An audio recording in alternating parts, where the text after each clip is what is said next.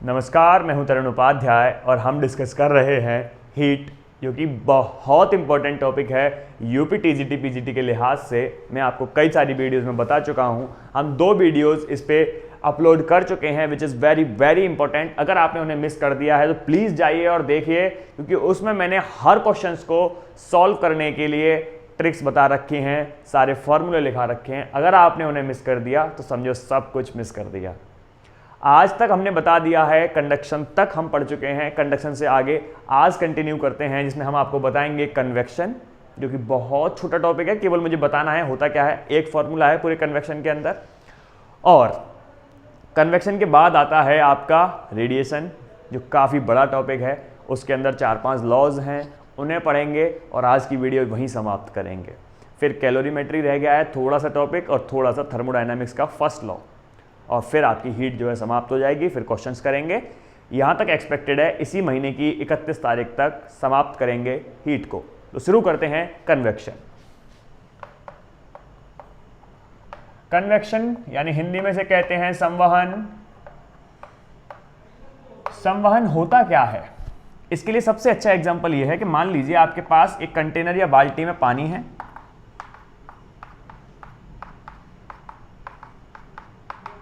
ठीक है, और आपने इसे गर्म करना शुरू कर दिया है। तो आप क्या देखेंगे कि हम गर्म कहां से कर रहे हैं? नीचे से, और पानी थोड़ी देर बाद ऊपर से भी गर्म हो जाता है। ऐसा कैसे हुआ? ऐसा हुआ कन्वेक्शन की वजह से, संवहन की वजह से। जब मैं आपको कंडक्शन पढ़ा रहा था, कंडक्शन है ना, चालन पढ़ा रहा था, तो मैंने आपको बताया कि चालन की घटना किस वजह से होती है, कंडक्शन की घटना किस वजह से होती है। वो होती है due to the vibration of the atoms, यानी एटम कंपन करते हैं, उस वजह से जो हीट का ट्रांसफॉर्मेशन है वो आगे की तरफ बढ़ता है, ठीक है। लेकिन इसके अंदर क्या होता है, जब हम यहां से गर्म करते हैं तो नीचे वाले जो एटम्स हैं या मॉलिक्यूल्स हैं वो एनर्जीज ले लेते हैं। किससे? इस हीट से। जब इस हीट से एनर्जी ले लेंगे तो ऊपर की तरफ उठना शुरू कर देते हैं, और ऊपर के जो ठंडे वाले मॉलिक्यूल्स हैं वो इनकी जगह पे आ जाते हैं।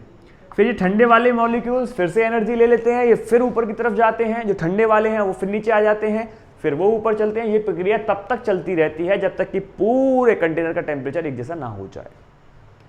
तो हमने एक चीज तो सीख ली कि कन्वेक्शन के अंदर यानी संवहन के अंदर मॉलिक्यूल खुद ऊपर तक जा रहा है एनर्जी को लेके, जबकि कंडक्शन में ऐसा नहीं हो रहा था, चालन के अंदर ऐसा नहीं हो रहा था।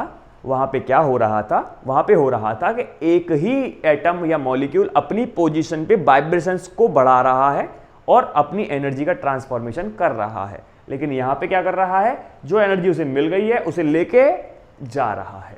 तो ये बेसिक डिफरेंस है किसके अंदर? कंडक्शन के अंदर और कन्वेक्शन के अंदर। कंडक्शन में जो एटम होते हैं वो कहीं दूर नहीं जाते हैं, वहीं वाइब्रेशन करते हैं और एनर्जी को ट्रांसफर करते हैं, जबकि कन्वेक्शन के अंदर एटम या मॉलिक्यूल खुद एनर्जी लेके ट्रांसफर होते हैं, ठीक है। तो ये है कन्वेक्शन। इसके अंदर केवल एक छोटा सा फॉर्मूला है। मान लीजिए दोनों सरफेस पे टेम्परेचर T1 व T2 है, तो जो रेट होगा dQ/dt, rate of transfer of heat, वो क्या होगा? HA delta T। Delta T का मान आप जानते ही हैं, T1 माइनस T2, यानी higher temperature minus lower temperature. यहां पे H क्या है? कन्वेक्शन कोफिशिएंट,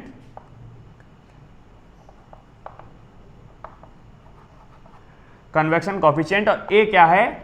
A है कितना उसका जो सरफेस एरिया है कंटेनर का, वो कितना कांटेक्ट में आ रहा है सराउंडिंग्स के। मान लीजिए कि आपके पास कोई हॉलो स्फीयर है, कंटेनर, जो कंटेनर है वो हॉलो स्फीयर की फॉर्म में है, तो सरफेस एरिया क्या हो जाएगा?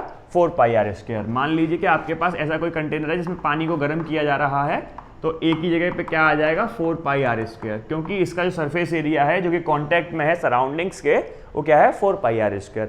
इसकी जगह अगर मान लीजिए सिलेंड्रिकल है तो तब क्या होगा? सिलेंड्रिकल के लिए क्या करते हैं? 2πrh प्लस 2πr² ये करते हैं, ठीक है। कॉमन लेना हो वो ले लीजिएगा, लेकिन ऐसे ही निकालते हैं। तो एक ही जगह पे यहाँ पे ये इस्तेमाल करेंगे, इसकी जगह ये। कभी कभी कोण दे देता है ऐसा, ठीक है, तो कोन में नीचे से गर्म करते हैं तब भी एक अलग है ना, तब भी पाई आर एल कर देते हैं, तो वो आप देख लेना अपने हिसाब से। खैर पाई आर एल ही आएगा ना। हाँ, तो ये है आपका कन्वेक्शन। कन्वेक्शन के अंदर केवल एक ही फॉर्मूला है जो आपको याद करना है, H A delta T D Q upon D T. अगर फिर वही कि अगर पॉजिटिव आ रहा है या नेगेटिव आ रहा है, नेगेटिव आ रहा है तो कूलिंग हो रही है और पॉजिटिव आ रहा है तो हीटिंग हो रही है। कन्वेक्शन केवल इतना सा टॉपिक है आपका, केवल एक फॉर्मूला याद कर लीजिए, आपका काम हो जाना है। अब मैं इसे मिटा रहा हूं और फिर मैं शुरू करता हूं आपका रेडिएशन। ठीक है,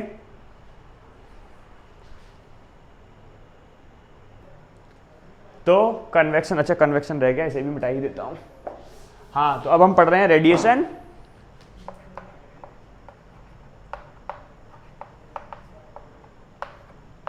इसे कहते हैं विकिरण। क्या होता है विकिरण बताने की जरूरत नहीं है, इसकी प्रॉपर्टीज बताने की जरूरत नहीं है। वही है जो सन से हमें लाइट मिल रही है, रेडिएशन की फॉर्म में मिल रही है। इलेक्ट्रोमैग्नेटिक्स होते हैं नेचर में, सीधी रेखा में चलते हैं, हीटिंग इफेक्ट दिखाते हैं, वही सारे हैं प्रॉपर्टीज जो छोटी छोटी हैं वो आपको याद होंगी। इस पे जो थ्योरीज हैं हमें वो पढ़नी है, जिसमें सबसे पहली थ्योरी आती है प्रोवोस्ट थ्योरी। बहुत ही सिंपल थ्योरी है, प्रोवोस्ट की जो थ्योरी है बहुत ही सिंपल थ्योरी है। उन्होंने क्या कहा है, उन्होंने कहा है कि every body emits radiation at every temperature। बस इस जो छोटा सा स्टेटमेंट आप याद कर लीजिए। उन्होंने क्या कहा है, every body emits radiations at every temperature. प्रत्येक वस्तु प्रत्येक ताप पर रेडिएशन इमिट करती है, यानी कोई भी टेम्परेचर हो वो जो है अपने रेडिएशंस को बाहर निकालेगी। इसके पीछे का रीज़न वही है सिंपल सा कि भाई अंदर एटम्स हैं, मॉलिक्यूल्स हैं, कोई भी टेम्परेचर हो वो वाइब्रेशंस करेंगे, कभी कभी मोशन में आ जाएंगे। जैसे ही मोशन में आएंगे एनर्जी तो इमिट होगी ही, है ना। आप जब इलेक्ट्रोमैग्नेटिक्स पढ़ते हैं तो वहाँ पे हम क्या पढ़ते हैं, कोई भी मूविंग चार्ज पार्टिकल होता है वो इलेक्ट्रोमैग्नेटिक वेव्स जनरेट करता है। तो वो खैर छोड़िए, आपको याद रखना है कि प्रत्येक बॉडी, दुनिया के अंदर हर बॉडी हर टेम्परेचर पे जो एनर्जी है या रेडिएशन की फॉर्म में रेडिएट आउट करती है। मान लीजिए कि हमारे पास ये कोई बॉडी है, तो ये हर टेम्परेचर पे, कोई भी टेम्परेचर हो, रेडिएशन इमिट आउट करेगी। अब क्योंकि इसके सराउंडिंग्स भी कुछ होगा, कुछ भी हो, वो वाली बॉडी भी रेडिएशन इमिट आउट करेगी। तो ये वाली जो बॉडी है हर टेम्परेचर पे रेडिएट आउट तो कर रही है, लेकिन साथ के साथ एब्जॉर्प्शन भी दिखा रही है। अब अगर बाहर का टेम्परेचर ज़्यादा है, अंदर का टेम्परेचर, इस बॉडी का टेम्परेचर कम है, तो इसका जो रेट ऑफ इमिटिंग रेडिएशन है वो कम होगा। किससे? Rate of absorbing radiations. और इसका रिजल्ट क्या निकलेगा कि बॉडी जो है हीटिंग इफेक्ट दिखाएगी, यानी खुद हीट होती चली जाएगी। इसके जस्ट अपोजिट क्या है, अगर बॉडी का टेम्परेचर हाई है, सराउंडिंग का टेम्परेचर लो है, तो इसका रेट ऑफ एब्जॉर्बिंग रेडिएशंस क्या हो जाएगा? कम हो जाएगा, जबकि इमिटिंग रेडिएशंस ज़्यादा हो जाएंगे, जिसकी वजह से बॉडी जो है कूलिंग इफेक्ट दिखाएगी। ये बात किसने कही? ये बात कही प्रोवोस्ट भाई साहब ने। क्या कहा उन्होंने? Every body emits radiations at every temperature. प्रत्येक बॉडी प्रत्येक ताप पर रेडिएशन का इमिशन करती है। ठीक है, बहुत छोटा सा है। इसके बाद हम पढ़ते हैं क्या,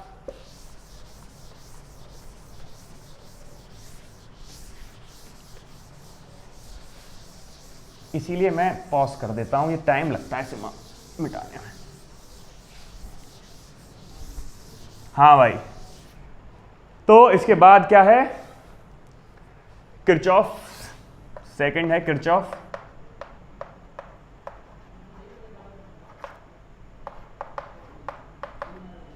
थ्योरी कह दो या लॉ कह दो, ठीक है। ये भी बहुत सिंपल बात कही है उन्होंने, किरचॉफ ने भी बहुत सिंपल बात कही है। क्या? Good absorb good absorber are good emitters. उन्होंने क्या कहा है, ये भी छोटी सी बात कह के चले गए कि जो अच्छे अवशोषक होते हैं वो उतने ही अच्छे परावर्तक भी होते हैं, है ना। कोई भी बॉडी है जो ज़्यादा से ज़्यादा रेडिएशंस को एब्जॉर्ब कर लेगी वो हायर टेम्परेचर पे उतनी ही ज़्यादा रेडिएशंस को इमिट आउट करेगी। ये बात किसने कही है, ये बात कही है किरचॉफ जी ने। क्या कहा किरचॉफ ने? किरचॉफ ने कहा है कि हर बॉडी जो एब्जॉर्प्शन करेगी ज़्यादा से ज़्यादा रेडिएशंस का वो हायर टेम्परेचर पे ज़्यादा से ज़्यादा अपने जो रेडिएशंस हैं उन्हें इमिट आउट करेगी। उसके लिए उन्होंने कहा है, यानी E और A बराबर होते हैं। E क्या है? इमिटिंग पावर, और A क्या है? Absorbing power. अगर आप जानते हैं कि ये अगर ब्लैक बॉडी नहीं है, अगर हम किसी भी ब्लैक बॉडी के लिए तो 1 होता है, E = A = 1 होता है, लेकिन अगर ब्लैक बॉडी नहीं है तो क्या होगा? Less than 1। लेस देन 1 क्यों होगा? क्योंकि E क्या होता है? बॉडी ने जो रेडिएशन इमिट आउट किए हैं अपॉन ब्लैक बॉडी ने जो रेडिएशंस इमिट आउट किए हैं। यानी E क्या होती है? जो बॉडी है वो रेडिएशन इमिट आउट कर रही है बटे ब्लैक बॉडी के जो रेडिएशंस इमिट आउट हो रहे हैं वो। ब्लैक बॉडी हमेशा इससे ज्यादा रेडिएशन इमिट आउट करेगी। जाहिर सी बात है कि ये जो रेशियो निकल के आएगा वो लेस देन 1 निकल के आएगा। क्यों? क्योंकि ये ज्यादा कर रही है, ये कम कर रही है। भाई ये बात, कोई भी बॉडी ब्लैक बॉडी से ज्यादा थोड़ा ना रेडिएशन इमिट आउट कर देगी। हम क्या मान के चलते हैं? हम मान के चलते हैं जो परफेक्टली ब्लैक बॉडीज हैं वो 100% एब्जॉर्प्शन करती हैं और 100% हायर टेम्परेचर पे रेडिएशंस को इमिट आउट करती हैं। यानी अपने पे पड़ने वाले सारे के सारे रेडिएशंस को सोच लेती हैं और ऊंचे ताप पे सारे के सारे रेडिएशंस को बाहर निकाल के फेंक देती हैं। ये बात कौन कह रहा है? ये बात कह रहे हैं किरचॉफ। तो E क्या हो गई? लेस देन 1, और A क्या हो गया? Less than 1। E को कहते हैं इमिटिंग पावर, इसे कहते हैं एब्जॉर्बिंग पावर। ठीक है, ब्लैक बॉडी के लिए E और A बराबर होते हैं विच इज इक्वल टू 1। तो ये किरचॉफ ने कहा। किरचॉफ के लिए आपको बस छोटी सी बात याद रखनी है, गुड ऑब्जर्वर आर गुड इमिटर्स। ठीक है, तो ये हो गया किसका? किरचॉफ का हो गया। अच्छा, तो अब आगे मैं आपको बताता हूं बहुत ही जबरदस्त स्टीफन का। तो मैं इसे पॉज कर देता हूं थोड़ी देर के लिए। तो अगला जो है थ्योरी है वो किसकी है? स्टीफन की, स्टीफन्स लॉ। ये क्या कहते हैं? ये कहते हैं जो टेम्परेचर है, टेम्परेचर नहीं, एनर्जी ले लो। एनर्जी जो है वो प्रोपोर्शनल होती है T⁴ के। यानी कोई भी बॉडी अगर रेडिएशन इमिट आउट कर रही है तो वो टेम्परेचर के साथ कैसे रिलेट करती है? T⁴ के साथ। E प्रोपोर्शनल टू T⁴, और जब E को हटाएंगे तो प्रोपोर्शनलिटी कांस्टेंट आता है सिग्मा, इसे कहते हैं स्टीफन कांस्टेंट। सिग्मा को क्या कहते हैं? Stefan constant.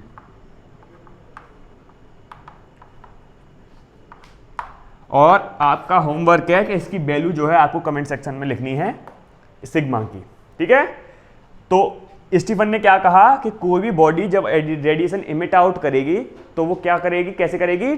T यानी टेम्परेचर की 4th पावर के प्रोपोर्शनल होगा। ठीक है, अच्छा, इससे एक बात तो पता चल गई, क्या? कि ये जो है डायरेक्टली इसमें कोई ना A आ रहा है, ना E आ रहा है, ना एब्जॉर्बिंग पावर आ रही है, ना इमिटिंग पावर आ रही है। तो ये किसके लिए बनाया गया होगा रूल? ये रूल बनाया गया होगा ब्लैक बॉडी के लिए।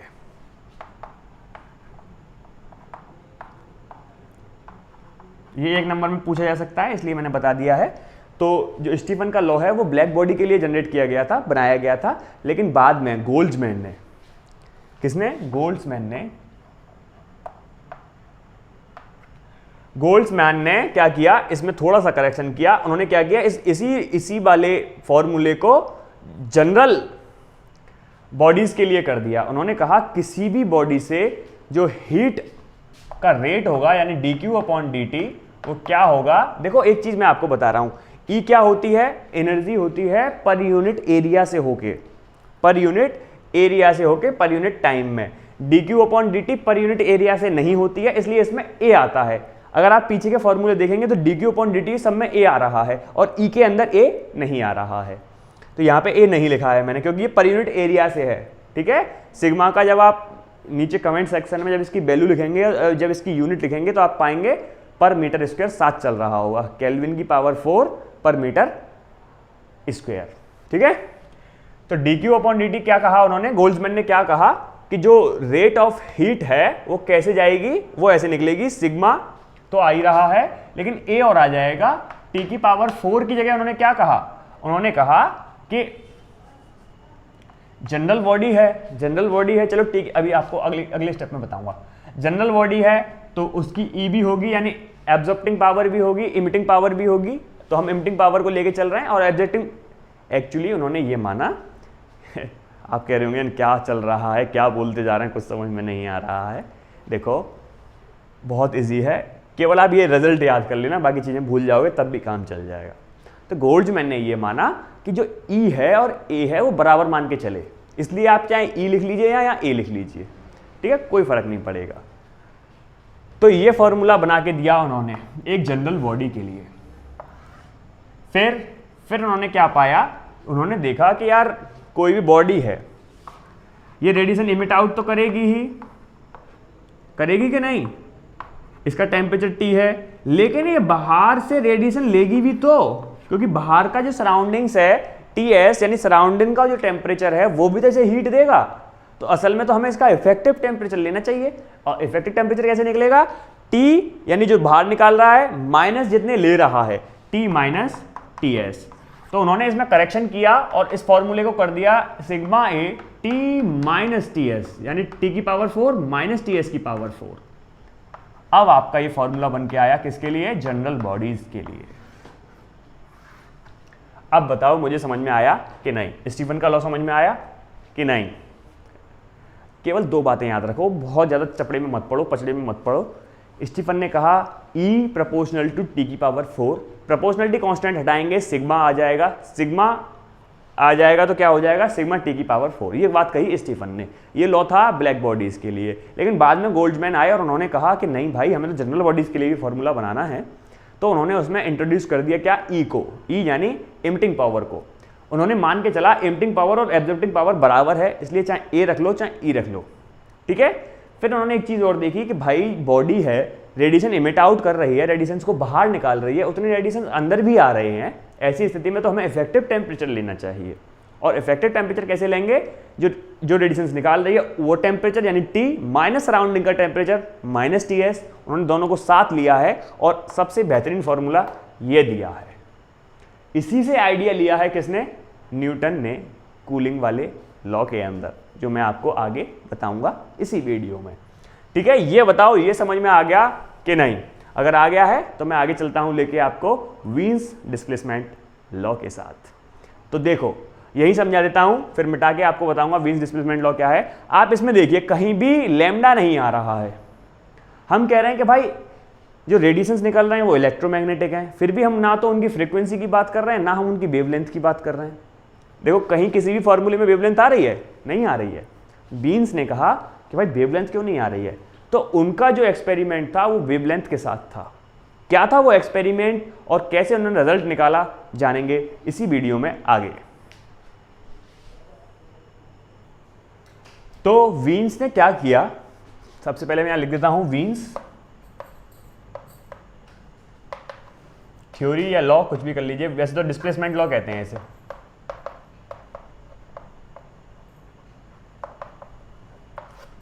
वीन्स डिस्प्लेसमेंट लॉ क्या है, उन्होंने क्या किया, बॉडीज को लिया, मेनली ब्लैक बॉडीज को लिया।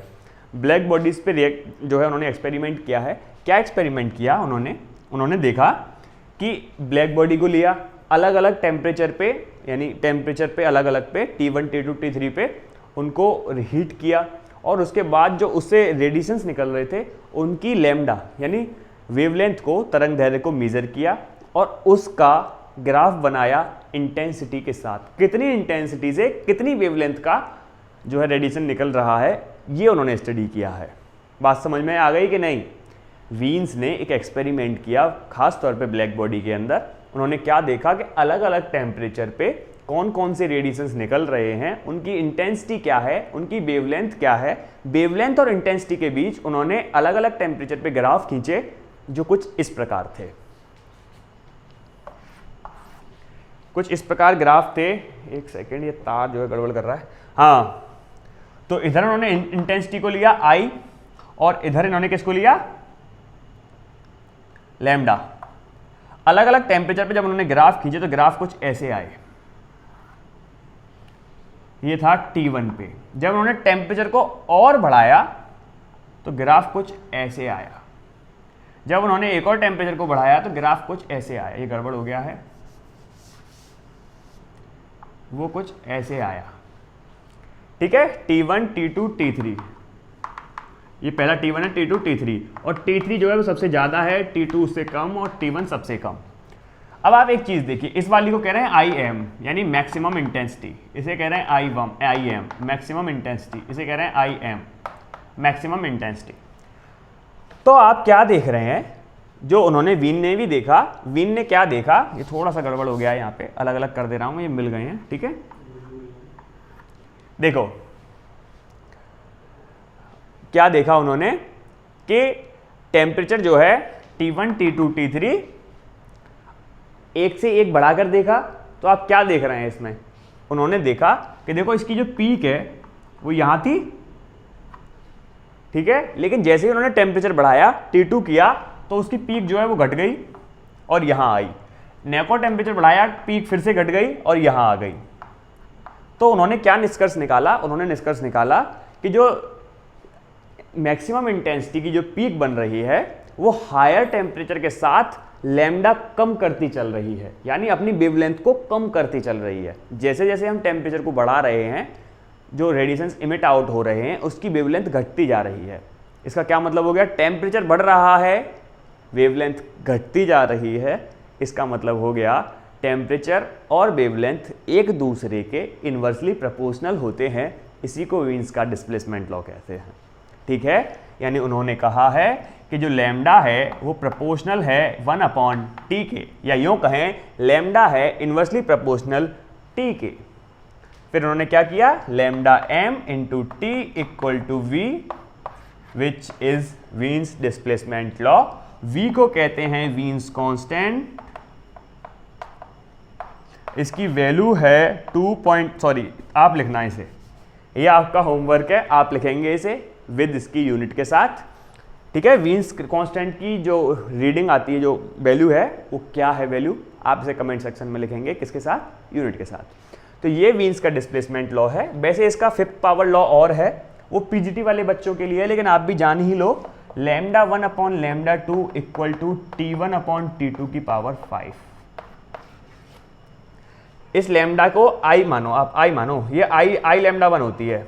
Intensity of lambda 1, intensity of lambda 2 is equal to T1/T2, इसे I मान के करना सवाल। ठीक है, ये लैम्डा जो है इंटेंसिटी के लिए इस्तेमाल किया जाता है, तो आप लैम्डा को हटा ही दो, ज़्यादा कंफ्यूज होगे। I मान लो, I1/I2 कर लो इसे, वरना आप इस वाले लैम्डा को मान जाएंगे तो सवाल गलत हो जाएगा। ठीक है, I1/I2 इक्वल टू T1/T2 की पावर 5। ये भी वीन का डिस्प्लेसमेंट लॉ है, जिसे कहते हैं वीन्स 5th पावर डिस्प्लेसमेंट लॉ। ठीक है, तो एक लॉ ये दिया है उन्होंने, ये दिया है, ये ज़्यादा इंपॉर्टेंट है, इस पर क्वेश्चन बहुत आते हैं। Lambda into T equal to V which is Wien's displacement law, जिसे वीन का विस्थापन नियम भी कहते हैं, वीन का विस्थापन नियम भी कहते हैं।